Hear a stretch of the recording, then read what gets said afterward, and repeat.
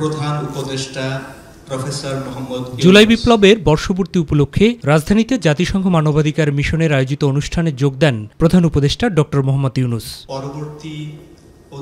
প্রধান অতিথির বক্তব্যে জুলাইকে দেশ এবং জাতির জন্য পুনর্জন্মের মাস হিসেবে উল্লেখ করেন প্রধান উপদেষ্টা। যে দেশটা আমরা গড়তে চাই, এটা মুখের ভাষার একতা না, যেটা বললাম বলে গেলাম ওরকম না, গভীরভাবে যেখানে আসবে আমাদের তরুণরা শিখে আসবে, এই দেশ একেবারে নতুন করে বানিয়ে আনতে হবে।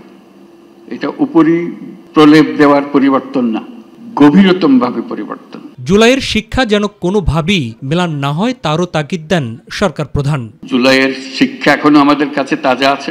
মাঝে মাঝে ভয় হয় এই শিক্ষা ক্ষয়ে যাবে, ভুলে যাব, আবার অতীতের মতো ভাষা রপ্ত হয়ে যাবে, আবার সেই ভাষা ব্যবহার করব, আবার সেই ব্যাখ্যা ব্যবহার করব। সেই দিকে যাতে আমাদের যেতে না হয় আর কোনো দিন, এই পথ একেবারে বন্ধ করে দেওয়া, এই পথের কোনো ঠিকানা আমরা যাব না, আমাদের নতুন পথ রচনা হবে, সেই পথের দিকে আমরা যাব।